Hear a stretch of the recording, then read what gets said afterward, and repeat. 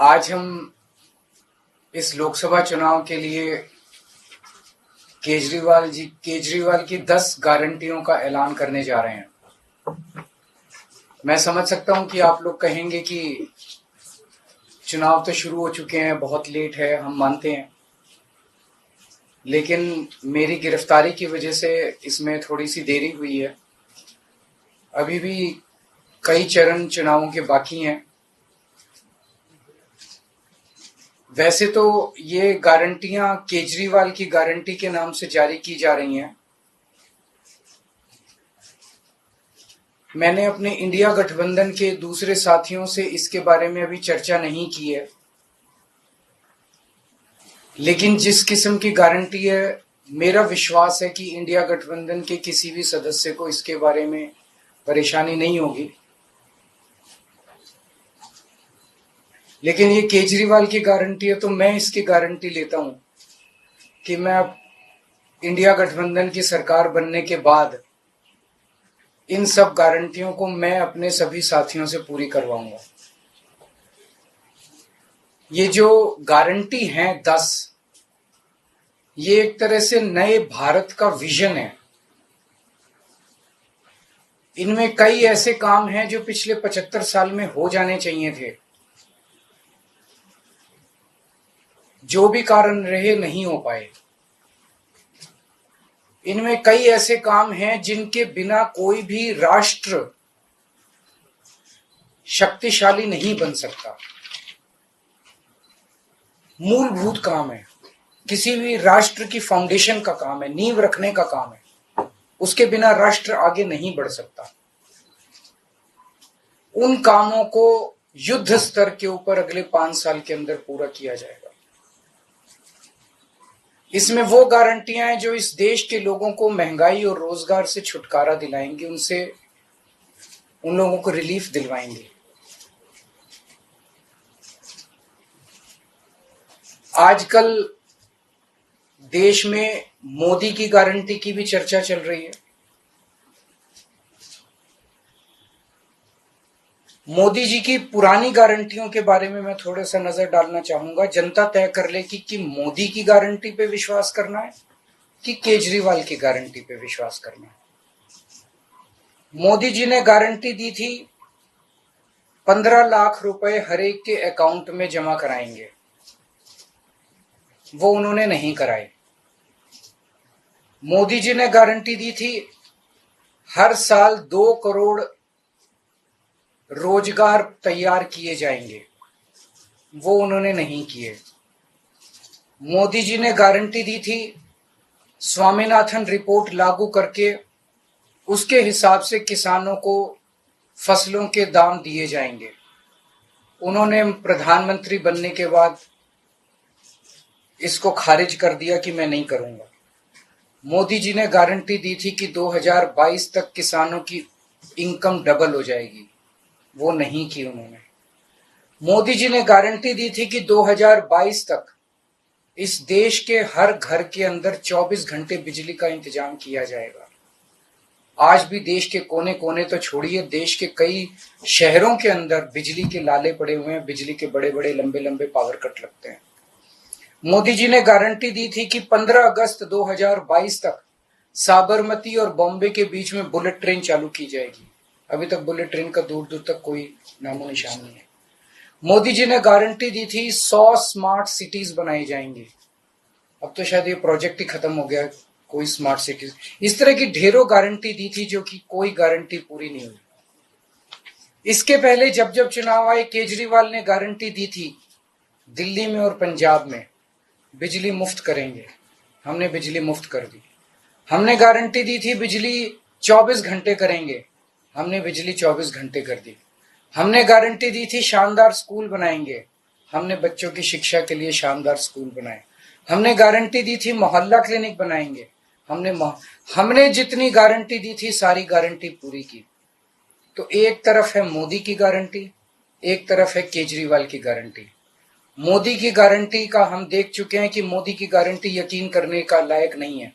और अब तो अगली साल चूंकि मोदी जी रिटायर होंगे, तो उनकी रिटायरमेंट के बाद मोदी की गारंटी कौन पूरी करेगा, इसका भी कोई वो नहीं है।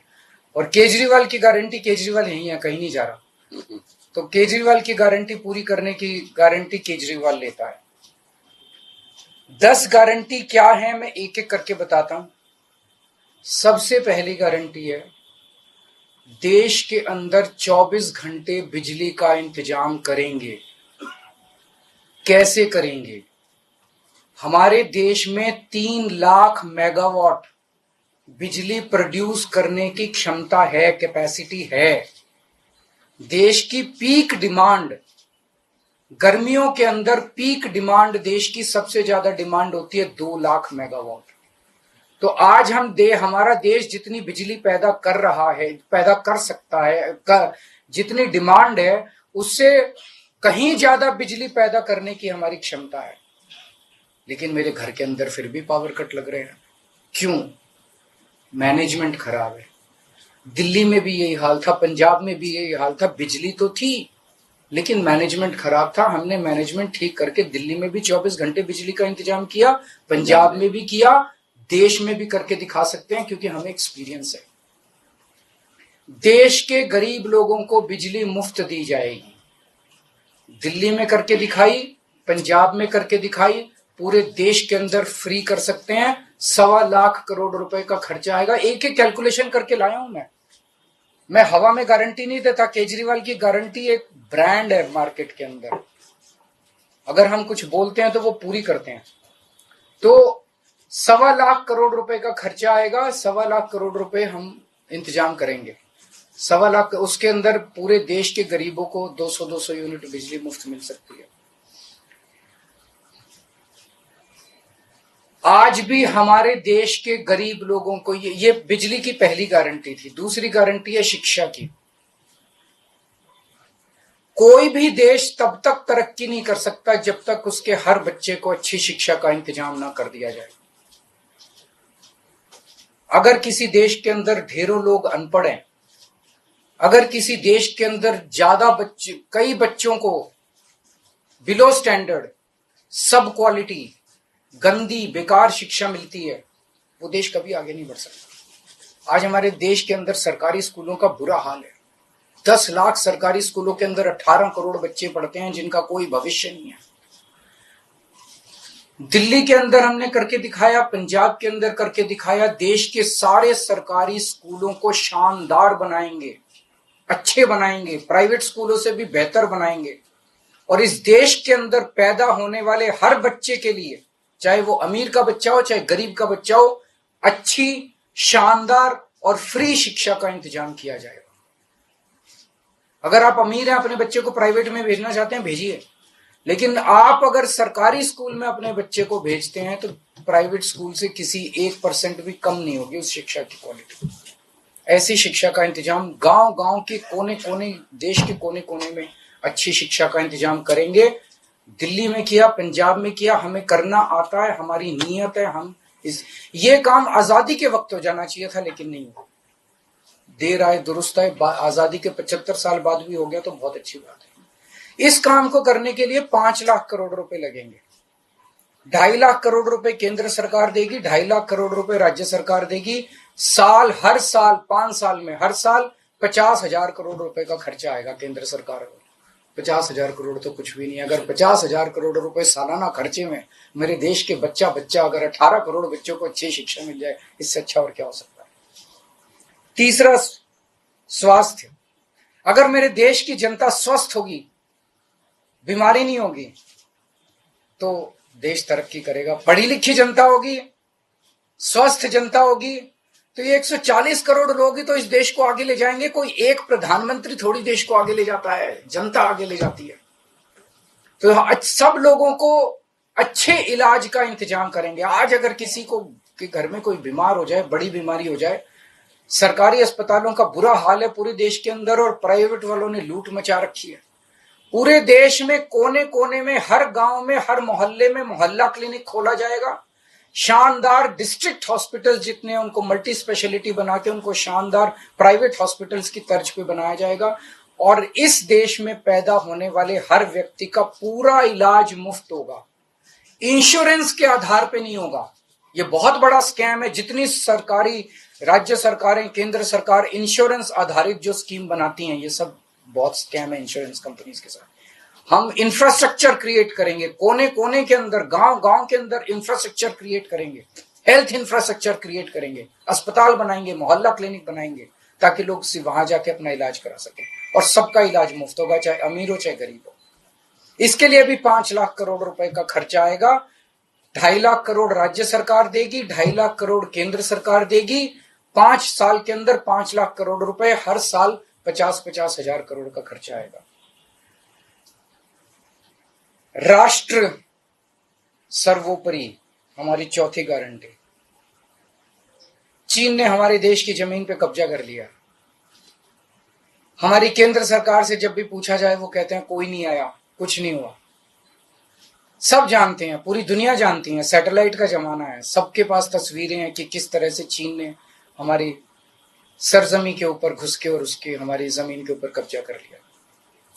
जुठलाने से समस्या का समाधान नहीं होगा, लोगों से छुपाने से समस्या का समाधान नहीं होगा। हमारे देश की सेना के अंदर बहुत ताकत है। हमारे देश की सेना को एक बार इजाजत तो दीजिए, उसको स्वतंत्रता तो दीजिए काम करने की। वो देखिए आपको जीत के लाती है। तो हमारे देश की जितनी जमीन पे चाइना ने कब्जा किया हुआ है, उस जमीन को चाइना के कब्जे से छुड़वाएंगे।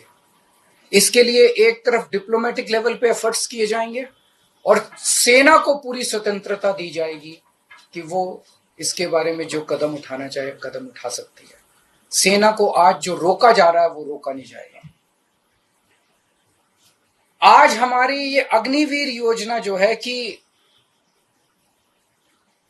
हमारे युवाओं को फौज में भर्ती करके 4 साल के बाद निकाल दिया जाता है। लोगों की एक ओनरशिप नहीं बनती। 4 साल के बाद अगर आप निकाल देंगे तो एक तरह से हम सेना को सबसे कटिंग एज लेवल के ऊपर हम कमजोर कर रहे हैं। ये अग्निवीर योजना सेना के लिए भी बहुत हानिकारक है। और जो बच्चे युवा हमारे अग्निवीर बन के जा रहे हैं, वो लोग भी बहुत त्रस्त हैं। अग्निवीर योजना को बंद किया जाएगा। जितने बच्चों को अभी तक अग्निवीर में शामिल किया जाए, उनको पक्का डिक्लेयर किया जाएगा। उनको पक्का राष्ट्रीय सम्मान भी नहीं मिलता संस्कार के समय, तो उनको पक्का किया जाएगा, उनको पक्का डिक्लेयर किया जाएगा। और सेना के अंदर ये ठेकेदारी के ऊपर एक तरह से कच्चे में, अग्निवीर तो कच्ची नौकरी हुई ना, कच्ची नौकरी ये बंद की जाएगी और वापस पक्के के अंदर बच्चों को लिया जाएगा। और सेना को ये अग्निवीर योजना लाए थे क्योंकि केंद्र सरकार का मानना था कि सेना के ऊपर उनकी तनख्वाह और उनकी पेंशन के ऊपर पैसा ज्यादा खर्च हो रहा है। सेना के ऊपर, उस देश की सुरक्षा के ऊपर जितना पैसा खर्च करने की जरूरत है उतना पैसा खर्च किया जाएगा। देश की सुरक्षा के साथ खिलवाड़ नहीं किया जा सकता। छठी गारंटी किसानों के लिए। किसानों को आप इज्जत की जिंदगी दे सकते हैं अगर आप उनको उनकी फसलों के पूरे दाम दे दें। किसान कोई भीख नहीं मांग रहा, किसान अपना हक मांग रहा है। किसान अपनी बारिश में, धूप में मेहनत करके और अपनी फसल उगाता है, और उसके बाद जब उसको फसलों के पूरे दाम नहीं मिलते, तब वो अपने ऋण नहीं चुका पाता, आत्महत्या करने के लिए मजबूर होता। अगर आप उसकी फसलों के दाम सुनिश्चित कर दें तो किसान को आपसे कोई फेवर नहीं चाहिए। स्वामीनाथन रिपोर्ट के आधार के ऊपर किसानों को उनकी फसलों के पूरे, सभी फसलों के पूरे दाम, एमएसपी के आधार पर पूरे दाम दिलवाए जाएंगे। 7वीं गारंटी, दिल्ली को पूर्ण राज्य का दर्जा दिलवाया जाएगा, जो दिल्ली वासियों का कई दशकों से दिल्ली के लोगों का हक है। बेरोजगारी, आज पूरे देश का युवा बेरोजगारी से त्रस्त है। इसके लिए हमने बहुत डिटेल्ड प्लानिंग की है। हमारे मंत्रियों ने, हमारी टीम ने बैठ के, सब लोगों ने बैठ के, कि 1 साल के अंदर 2 करोड़ रोजगार का इंतजाम किया जाएगा ताकि हमारे युवकों को बेरोजगारी से निकाला जा सके। ये प्रोडक्टिव और इफेक्टिव एम्प्लॉयमेंट होगी। भ्रष्टाचार, बीजेपी की वॉशिंग मशीन को चौराहे के ऊपर खड़ा करके तोड़ा जाएगा। बीजेपी की वॉशिंग मशीन इस देश का भ्रष्टाचार का सबसे बड़ा कारण है। सबसे बड़ा सोर्स जो है वो बीजेपी की वॉशिंग मशीन है। ईमानदार लोगों को जेल भेजने और बेईमानों को संरक्षण देने की आज जो मौजूदा व्यवस्था है, इस व्यवस्था को समाप्त किया जाएगा। दिल्ली और पंजाब में जिस तरह से हमने भ्रष्टाचार पे दोनों लेवल पे, छोटे लेवल का भ्रष्टाचार और बड़े लेवल का भ्रष्टाचार, हमने जो वार किया है, उसी लेवल पे इफेक्टिव तरीके से पूरे देश को भ्रष्टाचार से निजात दिलवाई जाएगी। और 10वीं और आखिरी गारंटी व्यापारियों के लिए, अगर किसी देश के अंदर व्यापारी और उद्योगपति खुल के व्यापार नहीं कर सकते, अपने व्यापार को नहीं बढ़ा सकते, तो वो देश कभी तरक्की नहीं कर सकता। उस देश के अंदर कभी जॉब्स पैदा नहीं हो सकते। और ये डेटा बताता है कि पिछले 8-10 साल के अंदर इस देश के 12 लाख हाई नेटवर्थ इंडिविजुअल्स, बड़े बड़े अमीर लोग इस देश के अंदर व्यापार और उद्योग बंद करके विदेशों में चले गए हैं, क्योंकि इस देश के अंदर आतंक मचा रखा है सरकार, केंद्र सरकार ने, उन लोगों को डराने का, धमकाने का। जीएसटी को पीएमएलए से बाहर किया जाएगा, जीएसटी का सरलीकरण किया जाएगा, सारी प्रशासनिक और लीगल व्यवस्थाओं को सरलीकरण किया जाएगा, और एक ऐसी व्यवस्था की जाएगी कि अगर इस देश के अंदर कोई सही तरीके से व्यापार करना चाहे तो वह व्यापार कर भी सकता है, उद्योग खोल भी सकता है, ज्यादा परमिशंस की जरूरत नहीं होगी, और बड़े स्तर के ऊपर हम व्यापार को और उद्योग को, हमारा टारगेट चाइना को पीछे छोड़ना है, जो आज इस दुनिया के अंदर इसमें व्यापार में और उद्योग में और प्रोडक्शन में बहुत आगे है। हमारा कंपटीशन उनके साथ है। तो इसके लिए सभी व्यापारियों को, उद्योगपतियों को आगे बढ़ने का मौका दिया जाएगा। ये हम लोगों की 10 गारंटी है और मजबूत गारंटी है, और मैं समझता हूं कि देश को इन सब उससे तरक्की मिलेगी।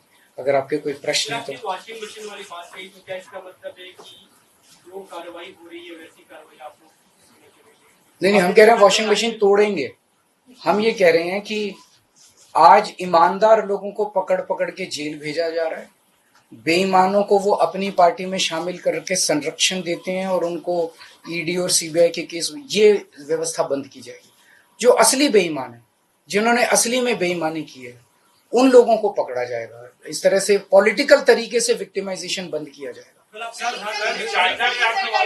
प्रधानमंत्री को लेकर जो बात की, उसमें गृह मंत्री का बयान है, उन्होंने कहा कि जो भारत भाजपा के कानून में ऐसी बात नहीं लिखी हुई है और देश भर के लोग चाहते हैं उत्तर से दक्षिण तक कि नरेंद्र मोदी। देखिए, कल मैंने बोला था कि मैंने क्या बोला था, 2014 में प्रधानमंत्री जी ने खुद ने कानून बनाया था, अपने नियम बनाए थे बीजेपी के लिए कि 75 साल की उम्र होने पे भारतीय जनता पार्टी के अंदर उनको भारतीय जनता पार्टी अपने किसी भी नेता को किसी तरह की कोई जिम्मेदारी नहीं देगी और उनको रिटायर किया जाएगा।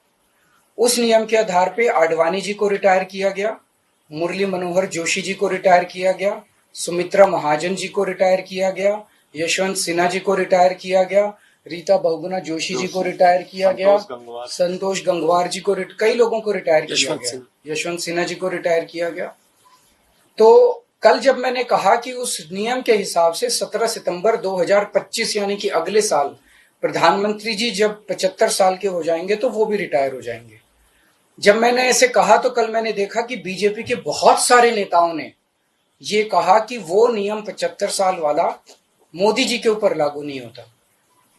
तो मैं समझता हूं कि जब भी ऐसा कुछ होता है, जब किसी पार्टी के सबसे बड़े नेता के ऊपर कोई टिप्पणी की जाती है तो जाहिर तौर पे उनकी पार्टी के लोग उनको उनके समर्थन में बोलते हैं।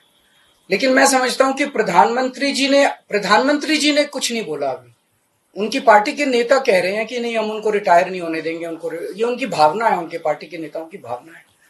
प्रधानमंत्री जी ने जो नियम बनाया जिसके तहत आडवाणी जी को रिटायर किया गया, मैं समझता हूं कि प्रधानमंत्री जी किसी भी हालत में उस नियम को अपने ऊपर लागू होने से नहीं रोकेंगे। वो ऐसा नहीं कहेंगे कि जिस नियम में आडवाणी जी रिटायर हुए मैं उस नियम पे अपने ऊपर नहीं, या तो प्रधानमंत्री जी कह दें कि वो नियम अब मेरे ऊपर लागू नहीं होगा, आडवाणी जी के लिए बनाया था वो, या तो वो कह दे। लेकिन मैं नहीं समझता कि प्रधानमंत्री जी ऐसा कहेंगे। तो जाहिर तौर पे बाकी नेता सारे सपोर्ट कर रहे हैं उनको, लेकिन प्रधानमंत्री जी तो रिटायर होंगे। वो ऐसा, मेरी गुजारिश ये है कि प्रधानमंत्री जी ये बता दें कि उनका सक्सेसर कौन होगा, नहीं तो आपस में मारकाट मचेगी उनके अंदर। दूसरी चीज, एक और चीज है, कल मैंने जो कहा कि 1 लीडर 1 नेशन का जो 1 नेशन वन लीडर का जो उनका वो आइडिया चल रहा है, उसके तहत एक तरफ वो विपक्ष के सारे नेताओं को जेल भेज रहे हैं और अपनी सारी पार्टी के सारे नेताओं की राजनीति खत्म कर रहे हैं।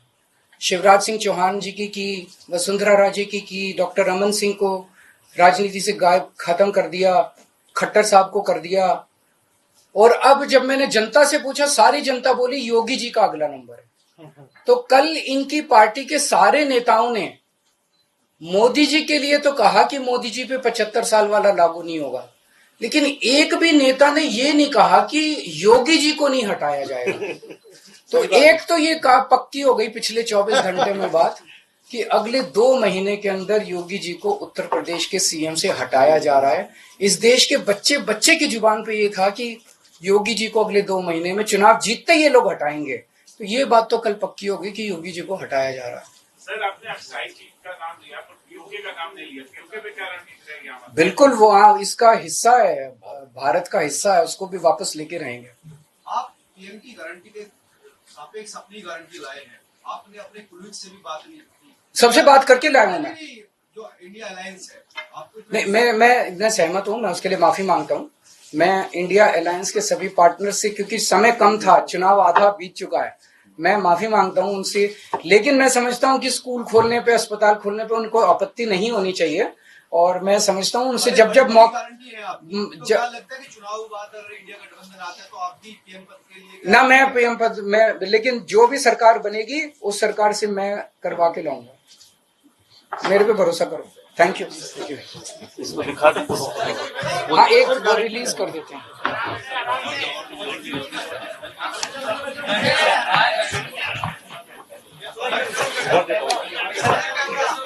एक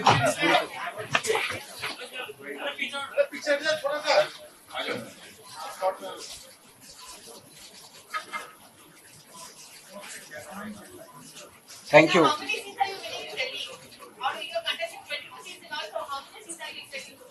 दिल्ली में सारी बीजेपी हारेगी सारी जितनी है। माहौल आप एक बार ही जाके देखो, आपको तो, आप तो सारे पत्रकार घूमते ही रहते हो।